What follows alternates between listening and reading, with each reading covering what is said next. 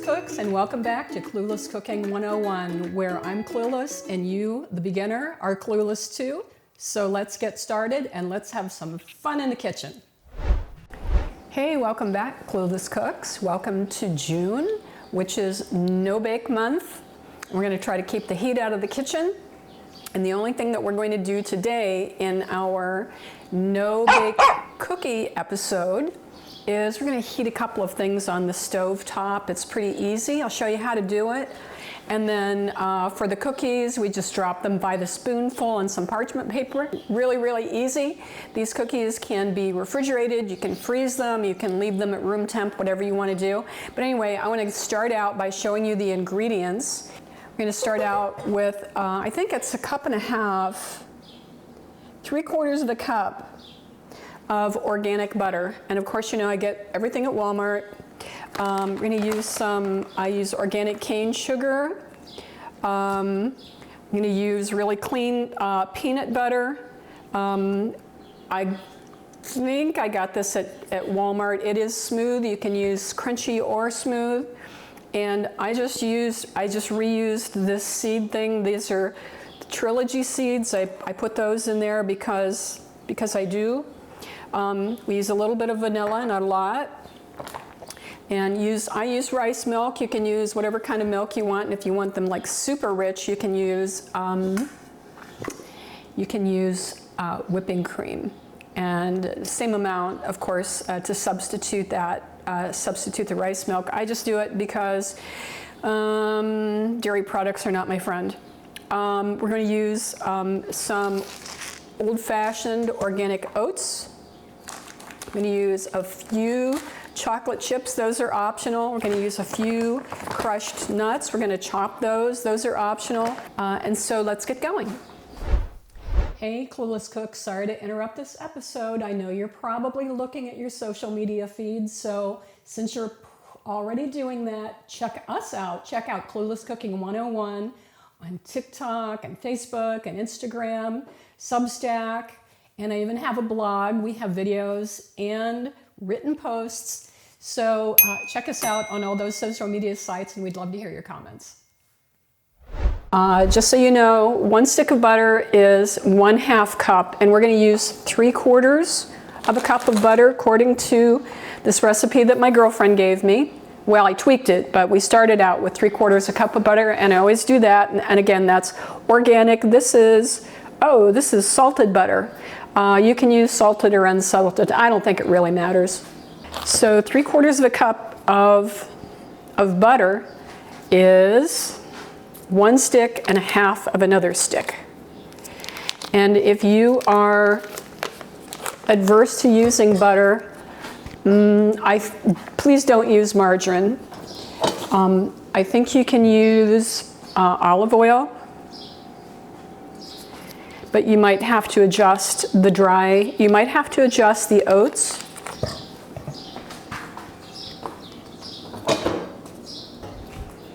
Because olive oil doesn't set up like butter. All right, I'm going to cheat and look here. 2 cups of organic sugar. The recipe actually started out asking for 3 cups, and I said no, because I want to taste the cookie and not just sugar. Okay, that's not quite 2 cups, so I'll pour a little bit more in here.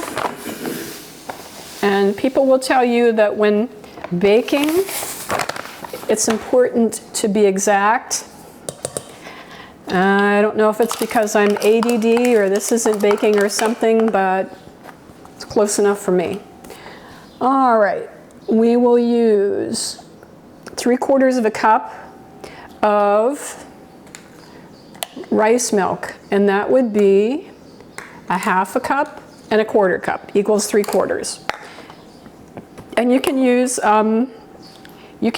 a measuring cup that like a glass measuring cup. I just use whatever is convenient.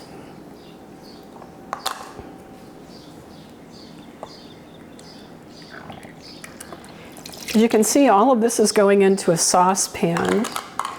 And originally, there might be a reason for it, but originally the recipe suggests that you put the vanilla in when we add the peanut butter later.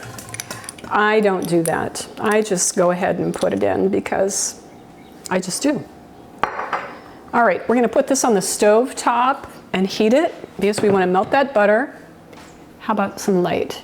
Surface light, left front, small.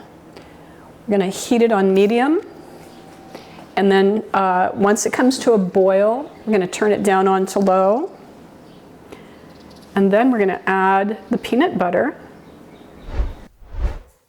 Hey Clueless Cooks, another interruption. If you will check out my website, which is cluelesscooking101.com, I'd really appreciate it.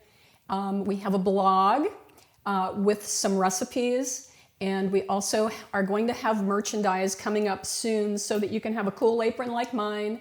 But in the meantime, just check out our website, and I'd really appreciate it. We'll see you there.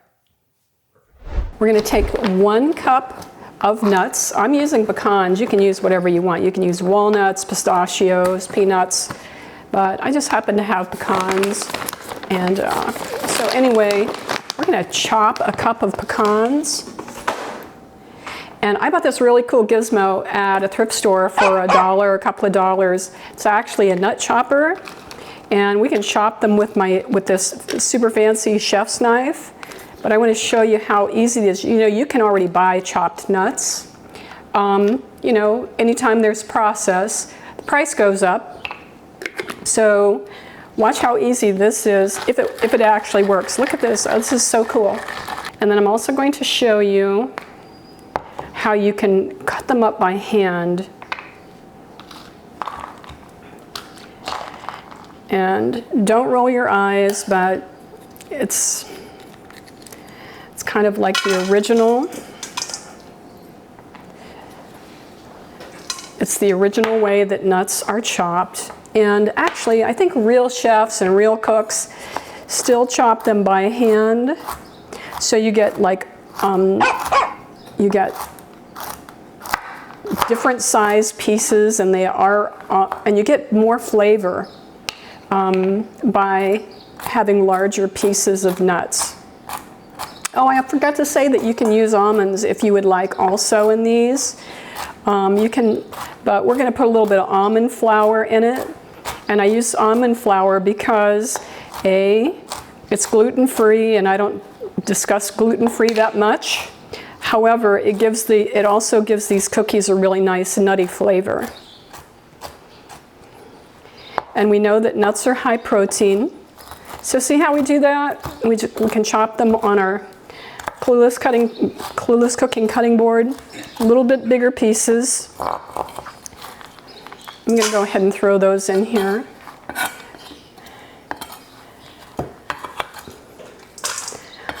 Okay, so we're melting this stuff on the stove top. Let's see how we're doing. Yep, it's melting. And I have that on medium, by the way. And once it's melted, then we'll take it down to low, or totally take it off of the heat. And that's really all for any kind of heat we're going to use on these cookies. All right, well, we're going to use 1 tablespoon of seeds because they're important health-wise.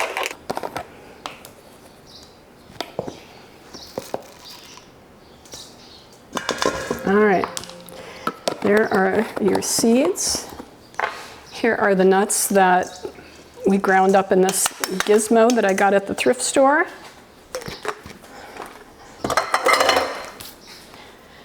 All right, now we get down to business. We're going to use 4 cups of oats. And these are, again, ooh, look at that. 2.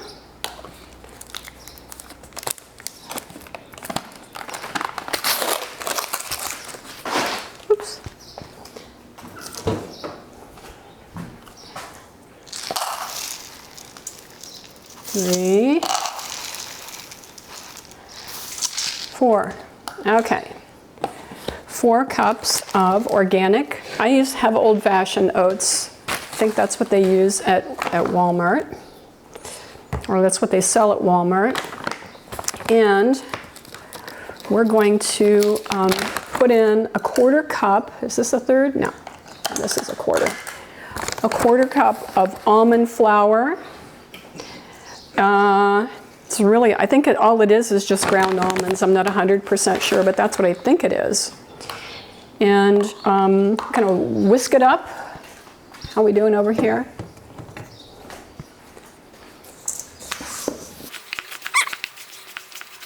So that's what that looks like. Nothing fancy, it's just oatmeal with some chopped nuts, a little bit of almond flour, some seeds. Okay, so the butter is melted in this saucepan, and originally the recipe says to boil this mixture for 1 minute. We're going to use 1 cup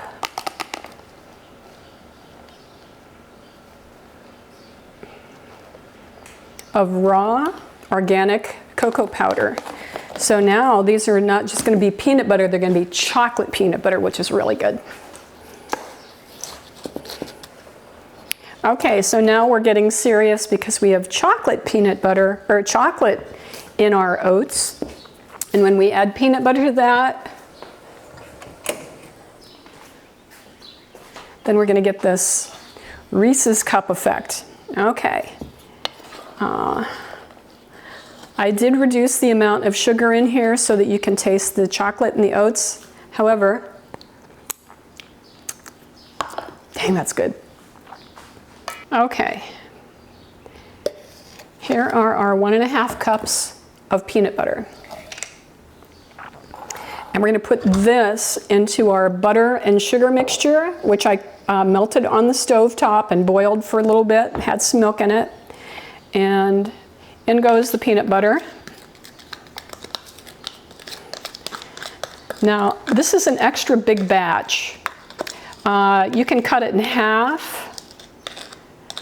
And I didn't do that because these are so good frozen and so good refrigerated. You'll be very impressed with yourself.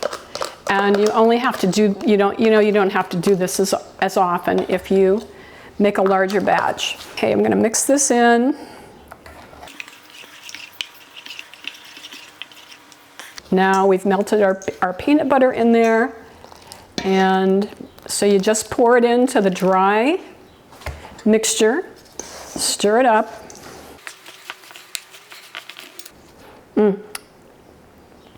Smells like a Reese's cup. Have any of you ever made Muddy Buddies? It's kind of like this with confectioner's sugar and Chex cereal. It's like a peanut butter chocolate thing that I used to do with my children around the holidays. And they're addictive, just like these cookies.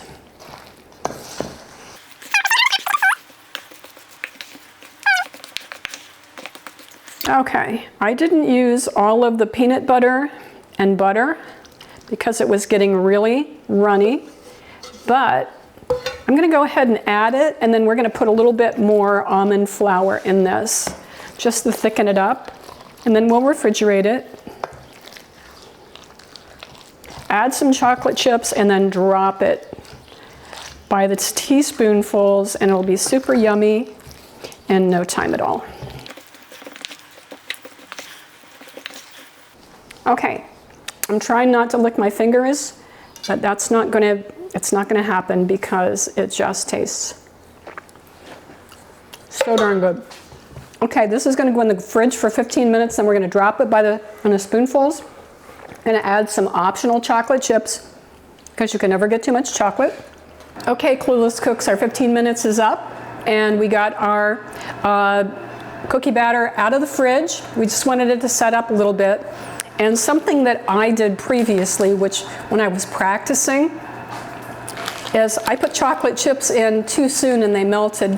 So I learned that before we drop these by the teaspoon onto the parchment paper, we're going to pop these chocolate chips into here. And so these will be no-bake chocolate peanut butter nut chocolate chip cookies that will be absolutely delicious, relatively low sugar, and I encourage you to take a stab at, I'm going to go ahead and put these chocolate chips in here. You can use whatever you want or none, but I'm going to give it a try. Never did it before, so spoiler alert, what the heck is this? Oh, these are chocolate chip with peanut butter flavor. That was an accident, but probably a very good idea. So this is how we do it. We're going to drop it right on there, and then we're going to let those set up.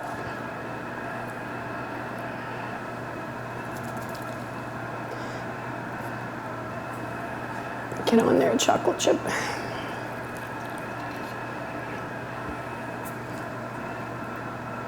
Ooh, they're still a little bit warm. It'll take about an hour for these to set up, and then if you refrigerate them or freeze them, that's even better.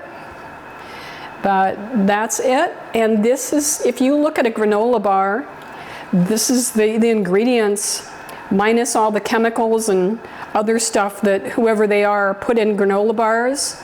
So feel free to make this a breakfast on the run or a snack, because the ingredients in it are just as healthy and just as good as what you find in the average granola bar. So that's it. I might as well taste it.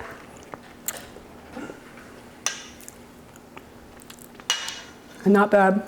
That's it for this episode, and we'll get a shot of these cookies. We're just going to drop them right onto that parchment paper and let them set up. It's going to take probably half hour to an hour. And then you can just pick them up and eat them, or put them in a container. They do not have to be in an airtight container. You can refrigerate them, freeze them for the future, or if you just like frozen chocolate peanut butter, they're really good that way too. So totally up to you. But I want to thank you for hanging out with me while we do our no-bake chocolate peanut butter cookies, and invite you to share those with your friends and family so that you can both impress them and yourself. And remember, these are a great breakfast to go treat for yourself, or a nice treat anytime. And they are sweets, but they're clean and no chemicals, really good ingredients. And even the health nuts will approve of these, because they're high fiber, they're all clean, they're organic, and there's not a lot of stuff in them. So try them out. It's not really that hard to make. It looks like it is, but it's not. They're really not that hard to make. And I made like a double batch so that you can store more, make cookies less often. And I think that this batch will make probably 2 or 3 dozen. So that's it for Clueless Cooking for this time. I want to thank you for joining me. Okay, Clueless Cooks, something that you didn't expect. It's contest time, and I bought this really neat set of kitchen knives, and it has a peeler, 4 knives, and a set of kitchen scissors in there. And they're really high-end, very nice. I've already tried them out. They work great. So anyway, you know, we're growing Clueless Cooking 101 organically, and we're up to 100 subscribers. And so the contest that we're having is to double our subscribers to 200. So if you will share this video with your friends and ask them to subscribe, it'll help me out a whole lot. If you want to leave a comment in our YouTube section about sharing this, liking it, and encouraging people to subscribe, I'd really appreciate it. And it'll probably be a couple of weeks, and somebody's going to get this wonderful set of knives. So help us get to 200, please. Hey Clueless Cooks, thanks a bunch for joining me on this episode of Clueless Cooking 101. And I invite you to like and subscribe Clueless Cooking 101 on YouTube. And be sure to send your comments and recipes because I'll 100% reply. See you next time.